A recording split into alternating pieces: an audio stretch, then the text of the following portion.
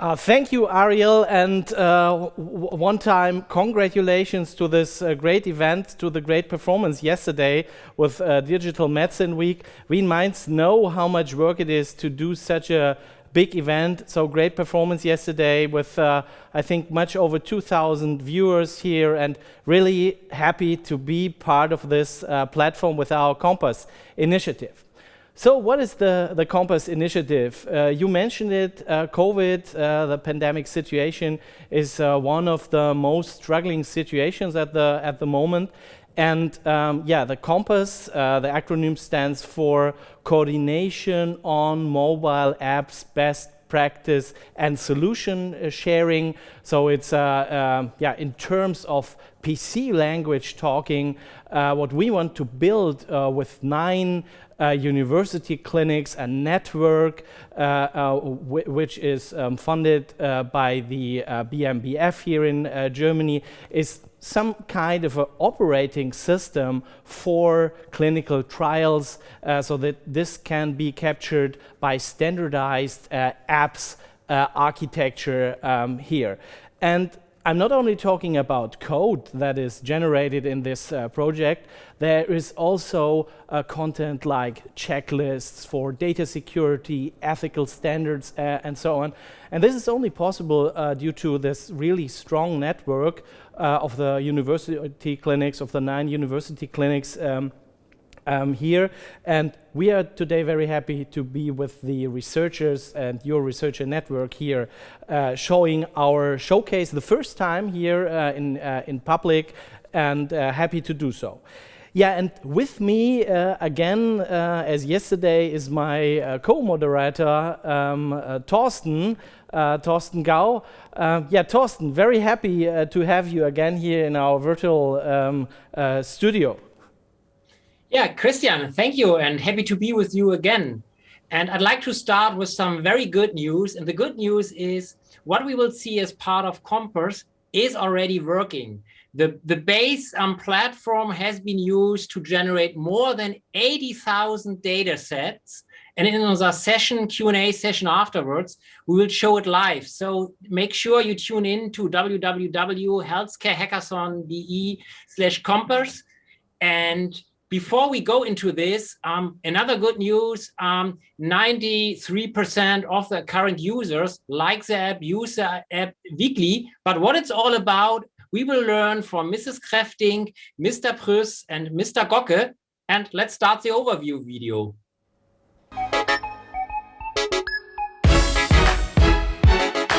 Naja, es war ja eigentlich sehr schnell klar, das ist die erste Pandemie, in der wir mitten in der digitalen Transformation sind. Auch die erste, denke ich mal, Pandemie, wo man wirklich auch den Nutzen von Digitalisierung sehen kann. Also gerade in Pandemiezeiten werden digitale Tools immer wichtiger, weil der uneingeschränkte Zugang zum Arzt ist ja nicht mehr da. Das heißt, wenn ich jetzt Menschen erreichen will und will denen medizinische Unterstützung geben, dann brauche ich sowas wie eine App. Wenn man solche Apps zukünftig schneller entwickeln will und nachhaltiger, dann braucht man genauso ein Projekt wie Compass, damit eben all diese Fragen einmal beantwortet werden für alle. Digitalisierung in der Medizin ist natürlich jetzt vor allem auch in diesen ganzen neuen Technologien, Mobile Health, Mobile Sensoring, ein ganz wichtiger Aspekt. Und der wird einen riesigen Schritt, sage ich mal, durch die Pandemie nach vorne machen. Und ich glaube, das ist ein hervorragender Weg, wie wir die Datenerhebungssituation in Studien nochmal auf ein neues Level heben können.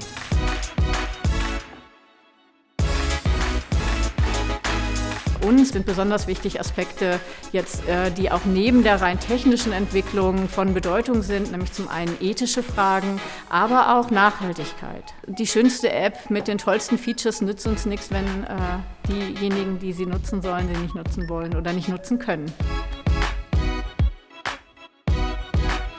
Wir wollen internationale Standards benutzen und wir legen diese Standards offen, damit jeder teilnehmen kann, das weiterzuentwickeln. Das Compass-Projekt ist sehr international, wir sind sehr gut vernetzt in ganz Europa. Wir bringen die Ideen auch in die Europäische Union mit ein und die Gedanken und sind sehr gut vernetzt. Ich denke, das kann man auf jeden Fall sagen, dass die Digitalisierung der Medizin Fahrt aufgenommen hat. Es sind Plattformen schon entstanden, es sind technologische Entwicklungen schon entstanden, es sind viele Dokumente, die ganz neue Erkenntnisse hervorbringen. Also da ist ja kurzer Zeit sehr viel entstanden. Das Projekt funktioniert jetzt schon und das, was da rauskommt, wird auch auf die Dauer funktionieren. Deutschland ist das erste Land der Welt, wo Sie Apps verschreiben können. Covid-19 wird irgendwann hoffentlich weggehen, die Digitalisierung nicht.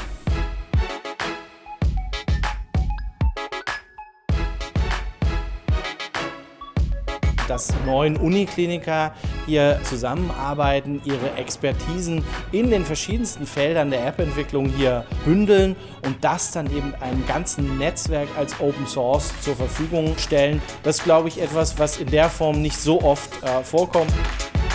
Die Kooperationen sind natürlich sehr wichtig und speziell nochmal zu so Partnern wie dem RKI, die uns auch an ganz vielen Stellen fürs Projekt hilft, aber auch für die weitere Vernetzung. Das Gefühl, auch jetzt in diesem starken Netzwerk und dieses starke Konsortium, das ist ein sehr, sehr gutes. Also da wird das Kompass-Projekt sicher erhebliche Fortschritte bringen. Und das ist genau die Stärke von Universitätskliniken, Versorgung und Forschung zusammenzubringen. Und das im Netzwerk ist eigentlich das Beste, was da passieren kann. Yeah, we heard it, a strong network that has built in a record short time here. So we are able to react to such pandemic situations in the network of university clinics. And yeah, I think that's a good feeling in all this pandemic situation here. And so what's the topic or the Compass project about? So we decided to put this into 3 blocks. And the first block is on the question, how can you get data from all these different apps? If you have a simple question like, what's the weight of the average COVID patient, you're just able only to do it if you put the data in standards in there. And the second question, maybe if you want to get the health status of patients like every day, then the patient must be motivated to plug in his data in the app, so it must be usable. And indeed, that's the first topic we are dealing with. And let me again remind you, this is very interactive. We have now 1 hour view on our different topics, and then feel free to join in. We will keep that www.healthcare-hackathon.de/compass. So you will then land in a live Zoom session where you can ask the developers, where you can live see how the software can be implemented and everything. So it's highly interactive. So let me remind you on that one. So let's start over. Let's go to our first block. Our first block is the usability and international block. It's from Würzburg, Regensburg, and Ulm. And yeah, we have also a nice video from Rüdiger from Würzburg on that.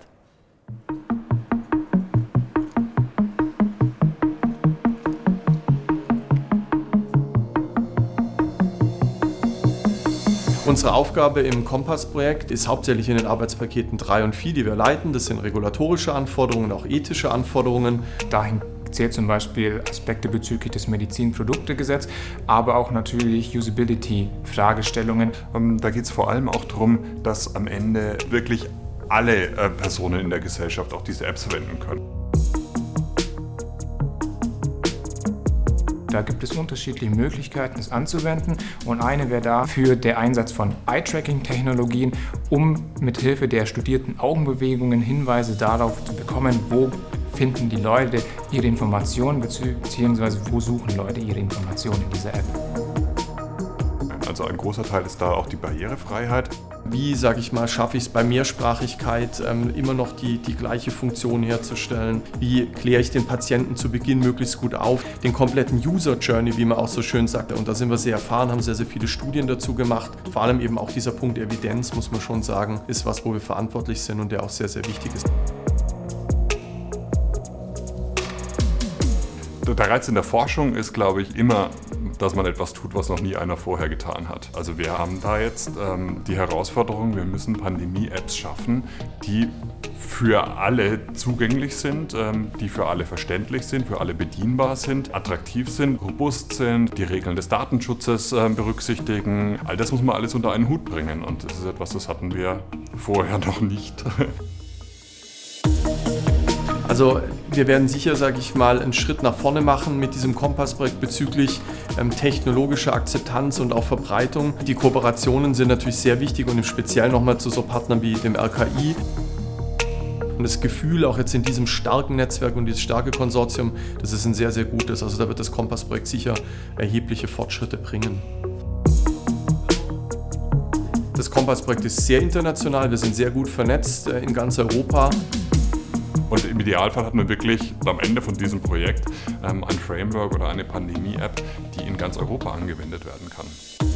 Und ich denke mal, dass das ein gutes Beispiel ist, auch für zukünftige Kooperationen, wo man zeigen kann, auch wenn etwas kurzfristig so Großes hier einschlägt, man doch mit geballter Power der Situation Herr werden kann. Und wir werden technologische Entwicklungen und viele Richtlinien herausbringen, die uns für die nächste Pandemie entsprechend rüsten werden. Das Projekt funktioniert jetzt schon und das, was da rauskommt, wird auch auf die Dauer funktionieren.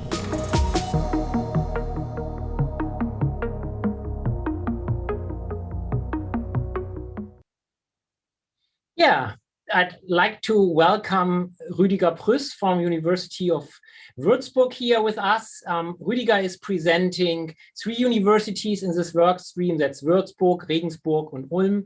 And Rüdiger, I heard that you are already producing some results. So results that are not only applicable for COVID. Can you tell us something about them, please? Yeah, thanks for giving us the opportunity to being here, and thanks for your question of results that we already have gathered and collected within the first month of this Kompass project. Yeah, there are many results that we have created, but what is very remarkable for the moment that we have for many points and perspectives on ethical issues, on issues for the medical product law, and also on things how the usability can be improved. That we have, that we have created checklists with many new insights how apps in the future can be developed using these checklists, and in the next steps, this checklist will be more elaborated so that in the end we have very powerful documents based on this checklist that can be used and utilized by companies, by other researchers, and many other interested people all around the world to create new pandemic apps for a new pandemic, or that we are prepared for new endeavors that are coming in this direction. So a lot of checklists for many perspectives and from many partners. We are very happy to have this already in this project created. Okay, I see. I also heard that you are connected to the Robert Koch Institute, RKI, which is known for the Corona Warn app. So what is the connection here? How does your team connect with them? We have already implemented one app together in the past before the Kompass project, and this was the starting point to come together in this project. And what is it's very important because they have not only the Corona Warn app, 2 additional apps are out there from the Robert Koch Institute that can be used in this context, and they have a lot of experience, and this experience is very important for us to create templates for data privacy, for user consent. This is the one direction we are using the collaboration, but on the other hand, and this is also very important, acceptance plays a very important role for this pandemic apps.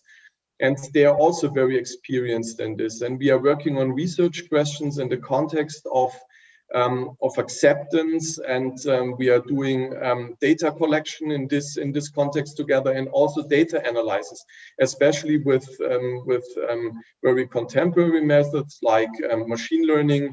And we are looking at data they have created and data that is out there. And acceptance is one important point, and also their experience, to bring these experience into templates that can be used by other researchers and interested people. I see. So if I was really stunned, I must admit that at that point. Rüdiger is really the network man here in the team. So we had a call, and he really knew someone from Google, as we had a problem with the Google App Store. He brought in this network from Ulm, Regensburg. And so Rüdiger, a really great compliment to the network you established and brought into the project. But sorry, didn't want to interrupt your question. I was just emphasizing that you said acceptance, and acceptance probably means user acceptance, which brings me to think about what techniques do you use to understand the usability of your apps better? Is there something you can share with the group here? Yeah, what we are especially using is, and there is also a long experience in other fields, we are using eye tracking.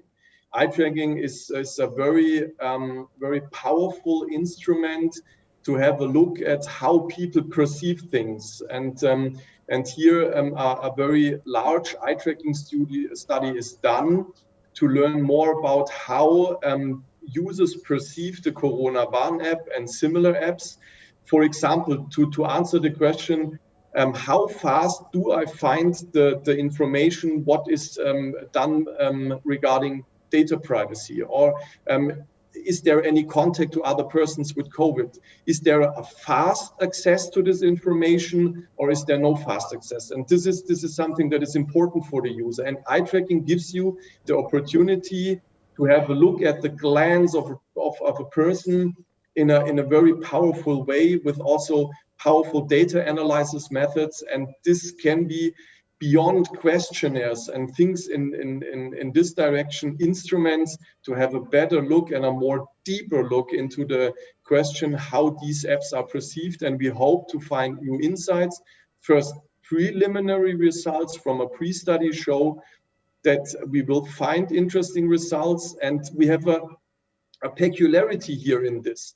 There is a large acceptance study from the colleagues in Göttingen, and we can combine these results from the eye tracking study with their acceptance study. So we can combine things from different directions. So the eye tracking study is only one pillar in this acceptance endeavor, but we can combine this. And we also have a study out there in one of the already existing apps pertaining only to the Compass project, also only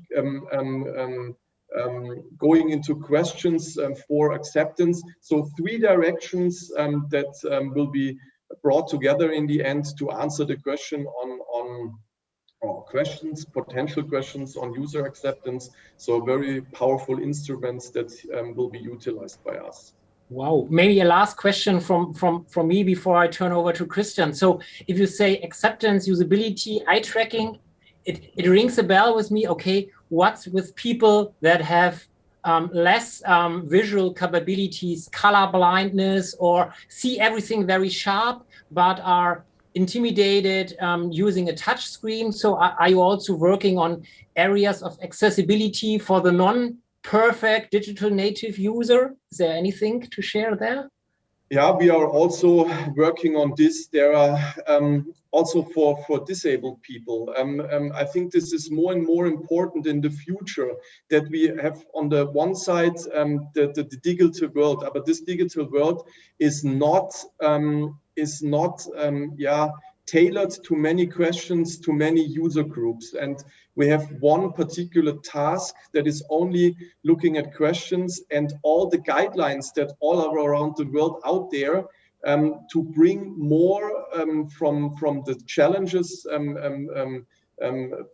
particular groups have into the development of apps, into the screen design, into the user journey.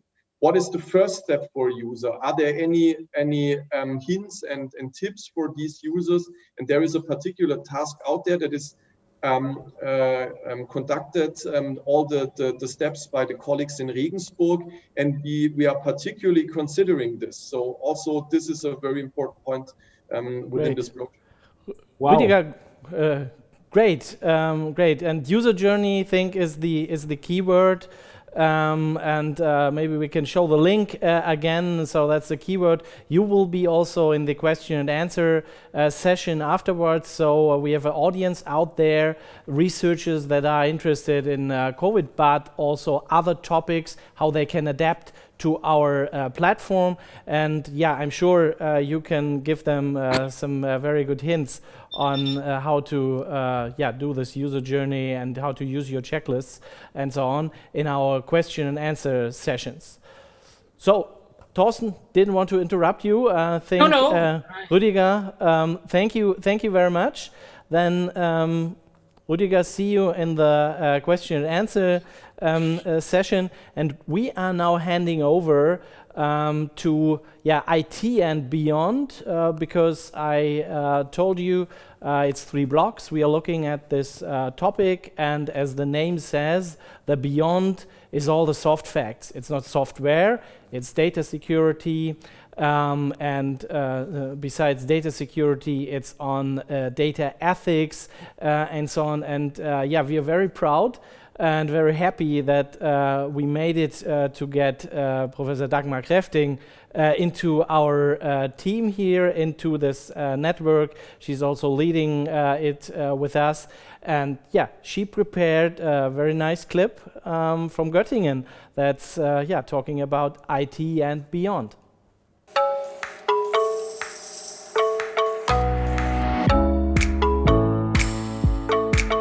Uns sind besonders wichtig Aspekte, die auch neben der rein technischen Entwicklung von Bedeutung sind, nämlich zum einen ethische Fragen, aber auch Nachhaltigkeit. Ich glaube, das Großprojekt der Digitalisierung wirft eben noch mal viel deutlicher die Frage auf, für wen ist es sinnvoll, wer macht was mit den Daten? Und ist es jetzt für unsere zukünftigen Generationen nur hilfreich oder habe ich als Patientin auch schon was davon? Natürlich spielt Datenschutz auch eine ganz, ganz große Rolle bei Apps. Apps sind ja auf meinem Smartphone, was so mein intimster Begleiter ein Stück weit ist. Und die informationelle Selbstbestimmung ist da einfach wichtig, aber in beide Richtungen. Ne? Zum einen der Schutz der Privatheit, zum anderen aber auch die informationelle Selbstbestimmung, dass ich entscheiden kann, ich möchte meine medizinischen Gesundheitsdaten für die Forschung zur Verfügung stellen. Und das versuchen wir, beide Aspekte zu berücksichtigen.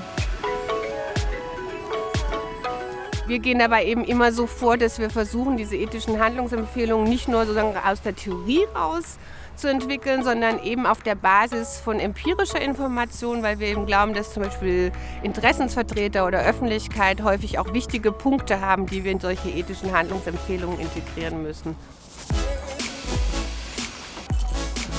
Am Ende ist das Wichtigste einer Pandemie-App, dass sie von vielen genutzt wird. Und die schönste App mit den tollsten Features nützt uns nichts, wenn diejenigen, die sie nutzen sollen, sie nicht nutzen wollen oder nicht nutzen können. Wir planen ja ein Open-Source-Produkt zu haben. Das geht natürlich nur mit einer aktiven Community, die das Ganze weiter pflegt, weiterentwickelt. Ich sehe absolut den Vorteil, diese ganz, ganz vielen Aktivitäten zusammenzuführen, zu vernetzen, wo wir wirklich gemeinsam an den Lösungen arbeiten. Und das finde ich halt das Tolle an dem Netzwerk Universitätsmedizin, dass das möglich ist, dass es da eine ganz, ganz große Bereitschaft gibt, etwas Dauerhaftes aufzubauen, sodass wir nicht beim nächsten Mal wieder bei Null anfangen und da genau die Strukturen, Lösungen, digitalen Lösungen auch nutzen können.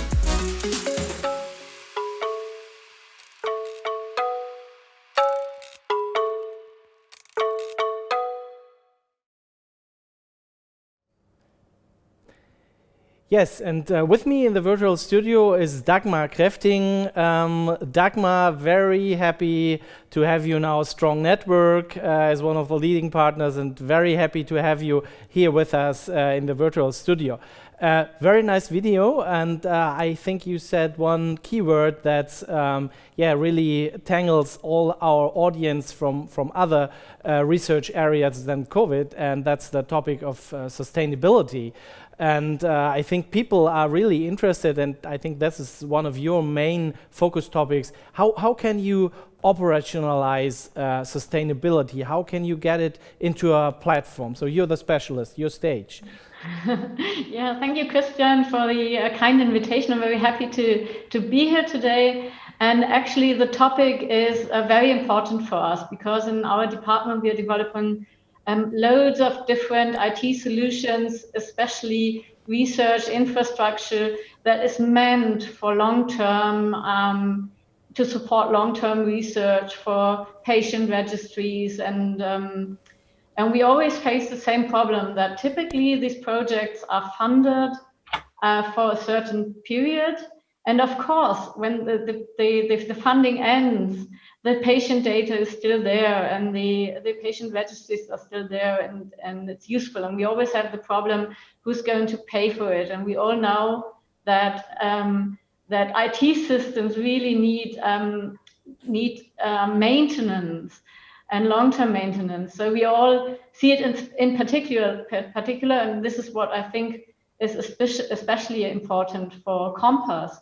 We see this in apps in a even higher frequency. So we all know, we all get annoyed that our smartphone is always beeping, that wants to do another update.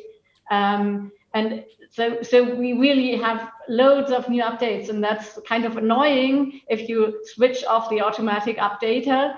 And on the other hand, it's even more worrying if an app is not updated regularly. So I wouldn't use it any longer, right? So we know that it's important to keep things alive. And we all know that the current funding period is very short. It was just extended to the end of the year.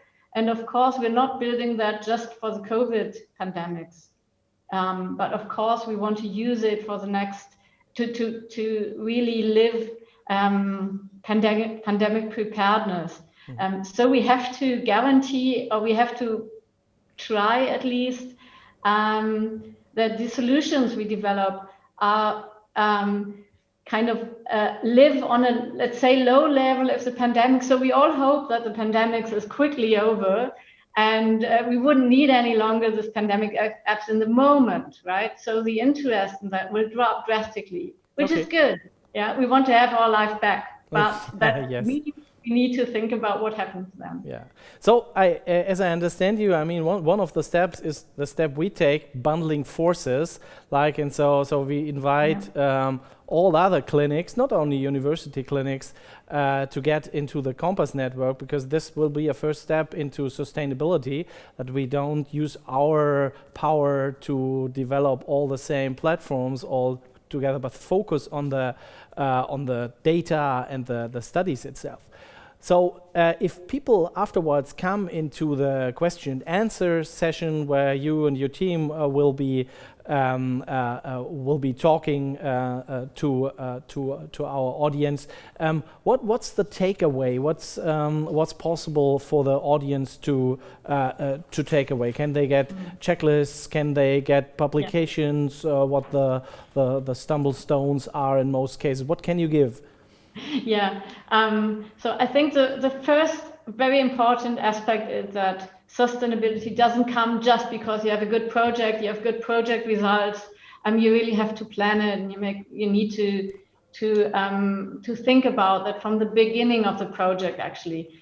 And this is what we are currently doing. So we just had a meeting today in the sustainability group to build this concept, to identify the most important aspects, to identify the most important cost factors, and and decide what would be a good direction that would fulfill our project goals and keep them alive, and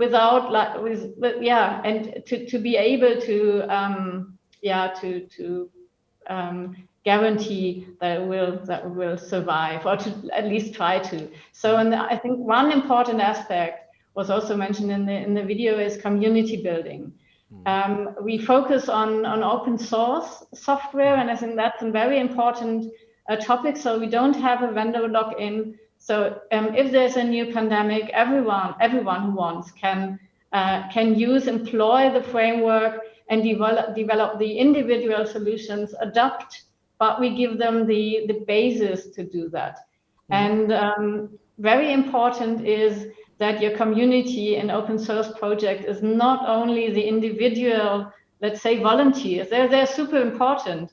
But if you look on how open source projects work, most of them are strongly backed up by companies that use this open source framework and use the open source solutions. So, for example, in Linux, it's Red Hat that contributes a lot to the open source solution. Yeah, so, and this is very good point. So, I mean, that's a keyword for our strong network. I mean, it consists not only of the university clinics, but it consists also of companies. We have on board Data for Life, IBM, and a company there from the University of Cologne.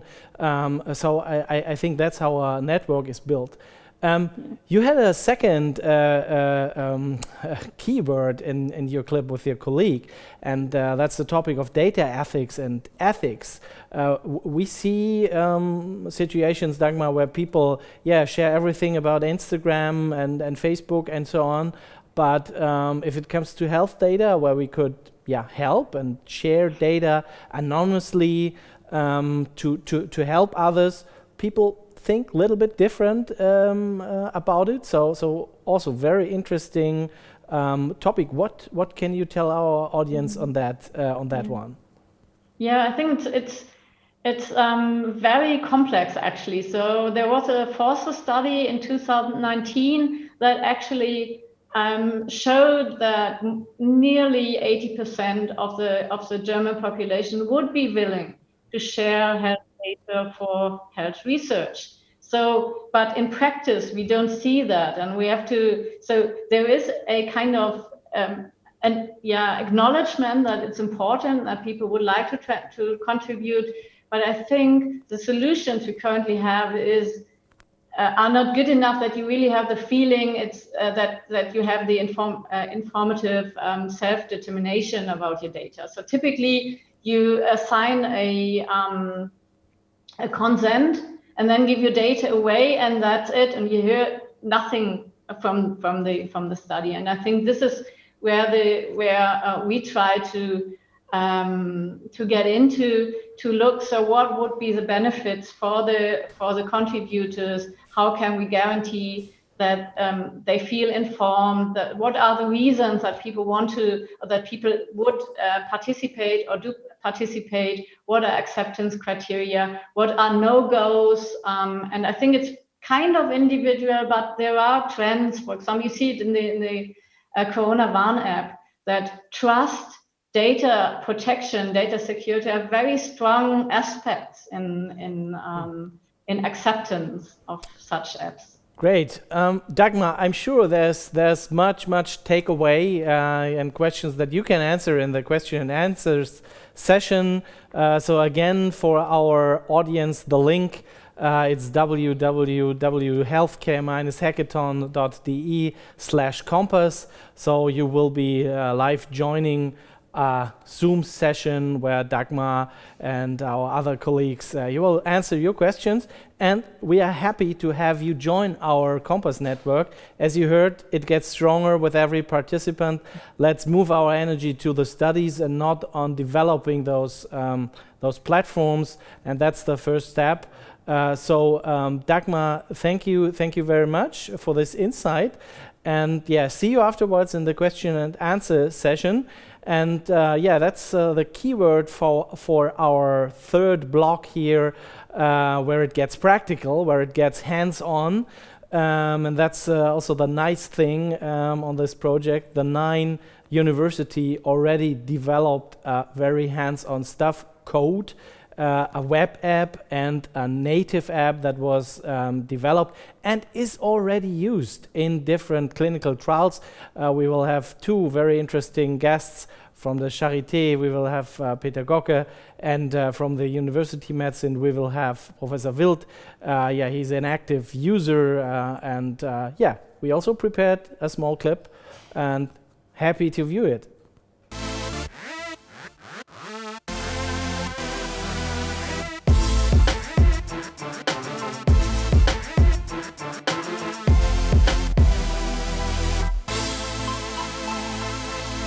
Also gerade in Pandemiezeiten werden digitale Tools immer wichtiger, weil der uneingeschränkte Zugang zum Arzt ist ja nicht mehr da. Die Charité hat die Ambulanzen eigentlich geschlossen. Das heißt, wenn ich jetzt Menschen erreichen will und will denen medizinische Unterstützung geben, dann brauche ich sowas wie eine App.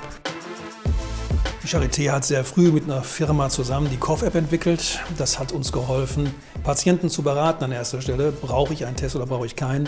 Und wenn ich einen brauchte, konnte ich da sogar sofort Daten eingeben. Weil die Daten, die ich eingegeben habe, die konnte ich direkt von meinem Smartphone der Klinik übergeben, indem ich einfach das Smartphone zeige. Da war ein QR-Code drauf. Der enthielt komprimiert alle Daten des Patienten. Das hat auch die Tests deutlich schneller gemacht und auch sicherer, weil die Patienten eben nicht noch minutenlang da stehen mussten Daten ausfüllen. Und genau den gleichen Workflow haben wir hier in Mainz übernommen, etabliert und über den Weg der App kann in der Gutenberg-Gesundheitsstudie eine einheitliche Datenerfassung stattfinden in einer Dimension, wie sie vorher einfach nicht möglich war.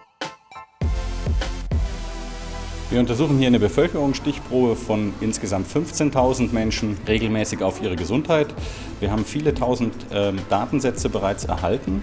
Das erlaubt uns wissenschaftlich live zu sehen, wie die Gesundheitslage im Verlauf ist. Und diese Daten können wir permanent jede Woche auswerten.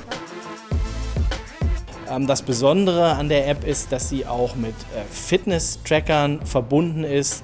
Das eröffnet uns ganz neue Möglichkeiten und dieses Mehr an Daten, auch das frühe Bereitstellen von Daten, hilft uns natürlich frühzeitig Erkenntnisse zu untersuchen, auch in Studien zum Beispiel sehen, wenn ich eine Intervention mache, ein Medikament gebe, ob etwas schief läuft, ob Komplikationen auftreten, sodass ich frühzeitig intervenieren und einschränken kann und nicht erst am Ende, wenn ich die Leute im Verlauf wieder untersuche.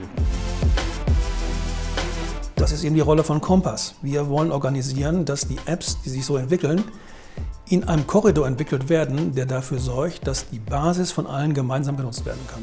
Wir wollen internationale Standards benutzen und wir legen diese Standards offen, damit jeder teilnehmen kann, das weiterzuentwickeln. Ja, wir setzen keinen neuen Standard ein, sondern wir nutzen einen weltweiten Standard, der für den Bereich von Apps schon von einer weltweiten Community eingesetzt worden ist. Der Standard heißt FHIR, Fast Healthcare Interoperability Resources, und dabei geht es darum, dass man das Gesundheitswesen modular abbildet in der IT. Das heißt, wir können einerseits Daten interoperabel austauschen und andererseits auch gemeinsam Daten auswerten. Ja, bei uns hat die Pandemie viele Digitalisierungsprozesse beschleunigt an der Stelle. Von daher ist das, glaube ich, ein positiver Aspekt und das hat uns weitergebracht als Gesellschaft und auch als Kompass-Initiative. Das merkt man auch, da ist also so ein richtiger Spirit drin. Wir selbst sind innovativ, die Technologie ist innovativ und das, was dabei entsteht, ist was ganz Großartiges, Neues in Deutschland. Das Schöne ist, dass alle Partner im Kompass-Projekt tatsächlich offen an die Themen herangehen. Und das hat alles dazu beigetragen, sehr viele Menschen in sehr kurzer Zeit zu gemeinsamen Zielen zu bringen. Und das erlebe ich als sehr angenehme Zusammenarbeit. Die Medizin von morgen erfordert dieses Zusammenarbeiten, um die Erkenntnis weiterzubringen. Und das ist natürlich für Leute wie mich, die in der Forschung arbeiten, genau das, was wir brauchen, um weiterzukommen.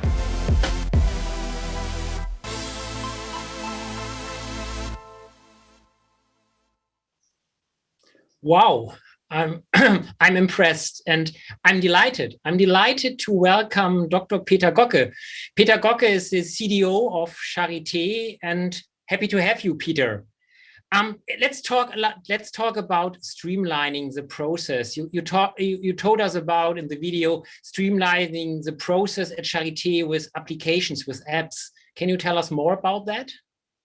Definitely, and thank you for having me. I'm impressed too. So when I look back at the first times of the COVID pandemic, of course, Charité was quite early in the focus of attention due to Christian Thorsten and his role. And so we had the challenge in the first weeks of the pandemic to give some support to the Berlin population. And this was only possible by quickly implementing an app, the so-called Prof app. That was just one single point of truth, and that's streamlining, where people can have a symptom checker, and then they are advised either to stay at home or to look for a test. And then, of course, more people try to have a test than the app advised them. So we had to cope with long lines of patients on our campuses that needs to be tested. And in the pandemic situation, there was a glass between the patient and our staff.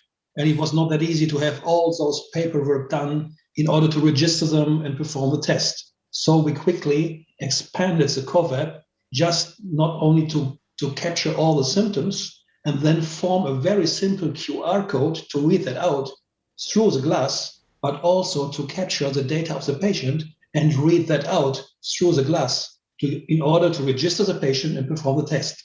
And that really paid off. So the first days, I remember, we had lines up to 250 meters long due to the distance you have to keep in the line. And that quickly was down to something like 10 to 20 meters. So apps were really helpful in starting attacking the problems that arise from the pandemic situation. I see. I like your metaphor corridor of apps you had in the video. So I want to borrow that one later on. But if we talk about those corridors, how do we define the direction of the corridor, making sure it's not too wide, not too narrow? Is there anything that can guide us in this direction? I think we should be guided by the target. And so the target was still to capture data and to allow the patients to be tested, for example, and to preserve that data. So everything what's nice around that is nice, but you don't need to have it. So really focus on your target and then use a minimal viable product to collect that data and work on it. And that was the guidance even for the next iterations of the COVAP and others. And of course, you have seen quickly spreading lots of apps around, but they have been very limited in their focus and have a very small audience that use that app. So you really need to work on a platform so that the one app or two of those apps can deliver their data towards a platform. And I think that's the best approach. Decentralize the process of capturing data by using an app. But for using the data, you need a central platform where all these apps have to deliver the data to. I see. If you say all plats on a platform, I remember an old commercial. I don't know which telco provider it was, but it was like a bridge that met like this. So which standards can help us to that it wouldn't happen? I heard Sylvia Thun, also professor at Charité, talk a lot about FHIR. Can you tell us about what FHIR is? How does it help? Well, Sylvia is brilliant, isn't she? Yes. So she really lives up to interoperability and standards. And that's the key issue behind that. So FHIR is a technology where you really can work with simple technology on collecting data in a structured manner. And one of her initial tasks was to form the Gecko, the German Corona Consensus Dataset. This was really a very quickly implemented FHIR resource open to the public, where every aspect of data relevant to the pandemic was described and you can use it. And FHIR, to my knowledge, is a standard that has been adopted so much quicker than every other standard in the past to the healthcare community that we really set on things like FHIR, SNOMED, or LOINC. So those standards already exist. You need people like Sylvia helping us in the Compass group really to make use of those standards. You mentioned SNOMED, and I saw Sylvia tweeting about it. So is this a competing standard? So is it either FHIR or SNOMED, or how do they relate to each other? No, I think it's a universe of standards that are working together. So of course you have FHIR as a technology to work on that data, and it even brings mechanisms to transport data.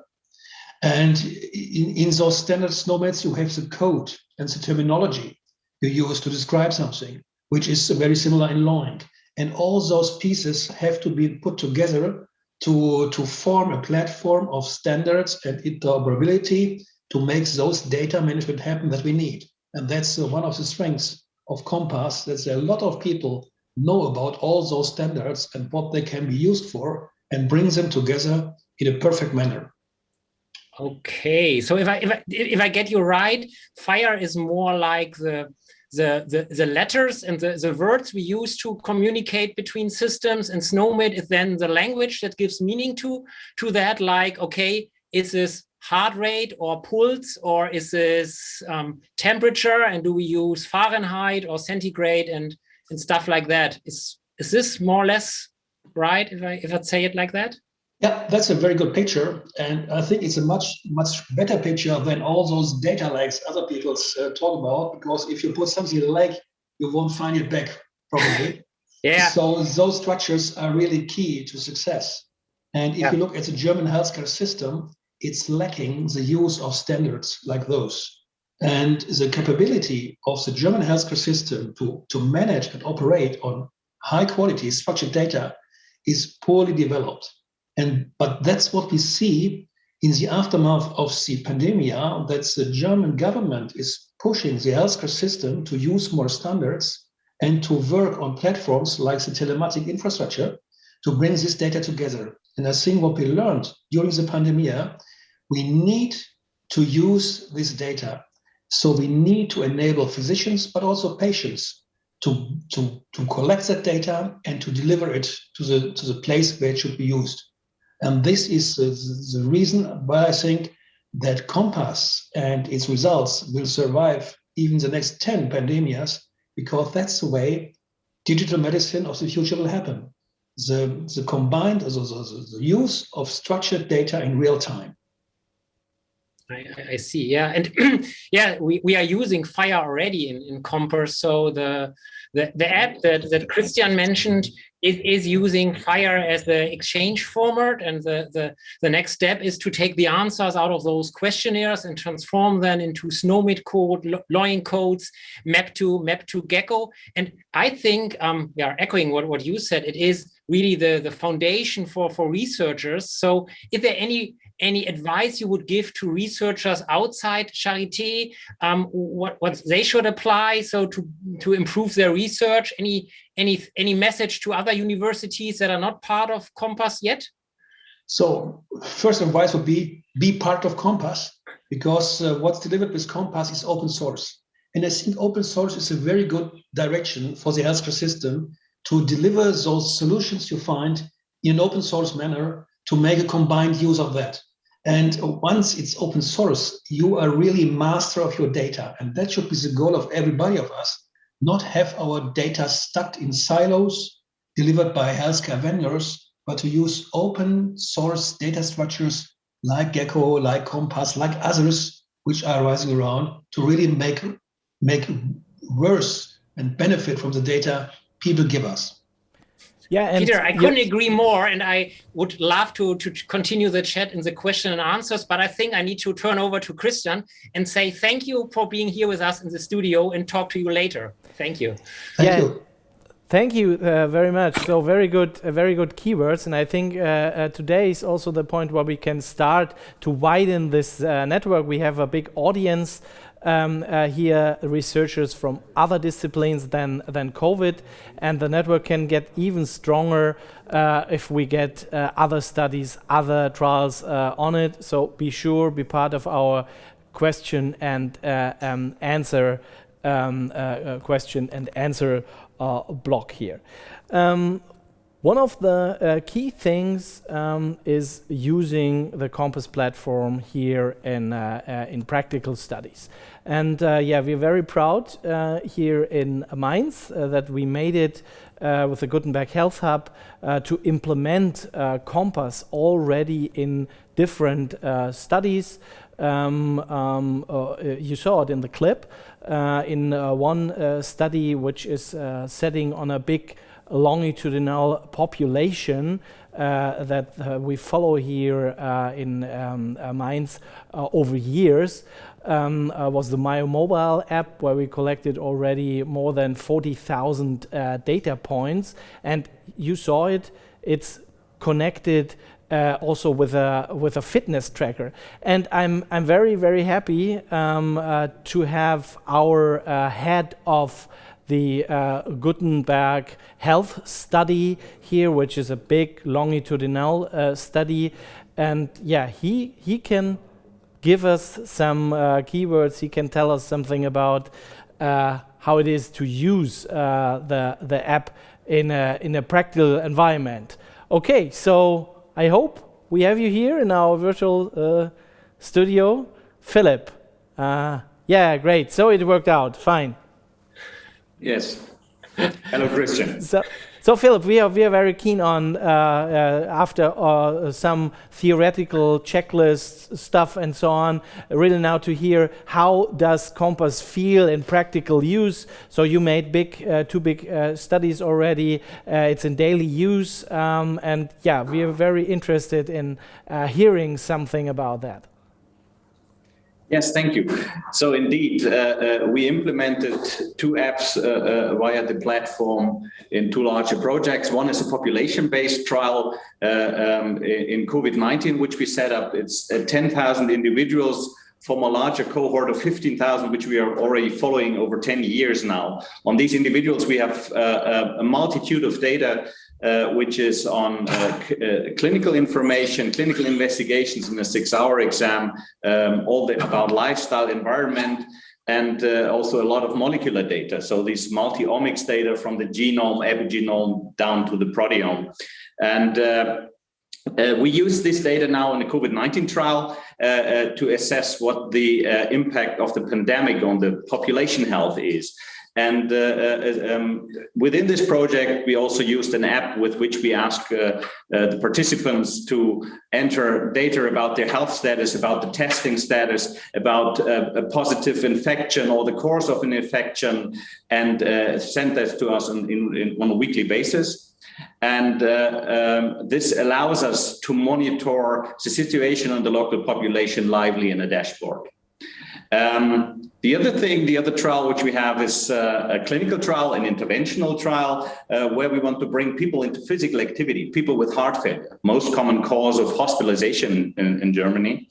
And there we have an app which is connected to a fitness tracker where we can see how active the person is every day, and the individual gets feedback. So how good was she or he in being active, and the app gives advices. What to do, what to change, and also answers questions, so it gives a possibility to interact with the individuals. And in both trials, I can only say very well accepted by study participants and a very helpful new tool. Great. So, yeah, the Compass platform is alive. Happy to hear that it works so good in practical use. And you told us about lots of data. You told us about proteomics, that is the omics data that is integrated. And you have a big population of a longitudinal study with the Gutenberg Health study. Can you tell us something more about this really huge data fund you have?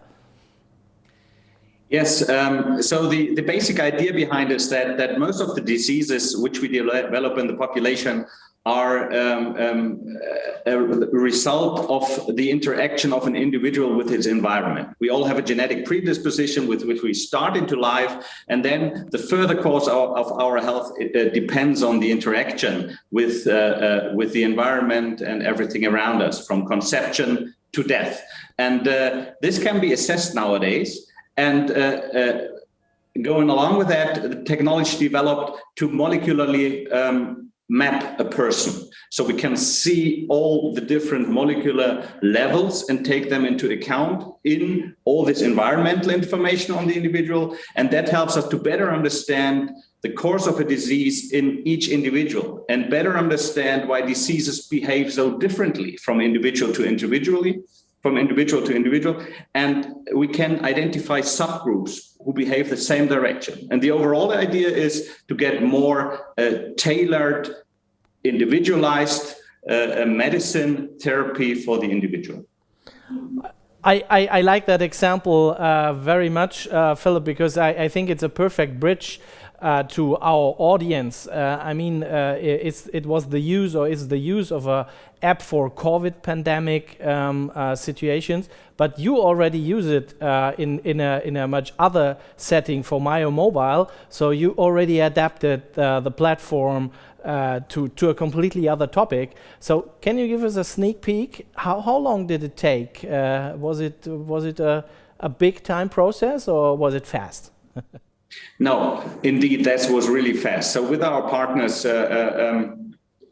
from the Gutenberg Health Hub, we set that up in a few months, actually. So this was configuring the app specific for our needs, of course.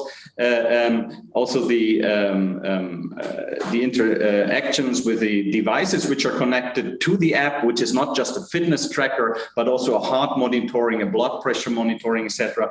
That was a little bit of a challenge, but in the end, we are talking about a very few months, including all the regulatory requirements which had to be met to fulfill what has to be done to conduct clinical trial, which has high regulatory requirements. So maybe last question, your view into the future. What do you think? What impact will those app technologies have for clinical trials in general? How will they change the system? Is there any way you see? Well, I think, of course, this development is really a booster for clinical science. So we are much closer to the study participant, to the patient. We can directly interact. We can lively get information from the individual, which we can look at, and we can intervene at an earlier stage, not just waiting when all the data are in, like just outlined. I think that will change the way we work, also the options which we have. On the other side, of course, we have to see that there are some obstacles, some challenges, which I would say data safety, data security is a topic which we always have to work on.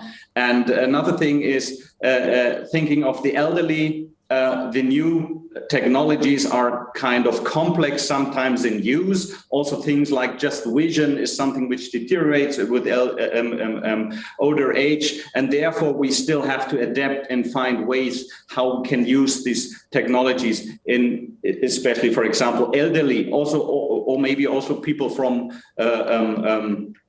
abroad. But I think these are all things where we learn from day to day and which will be overcome. And yeah, as summary, this is a boost for science.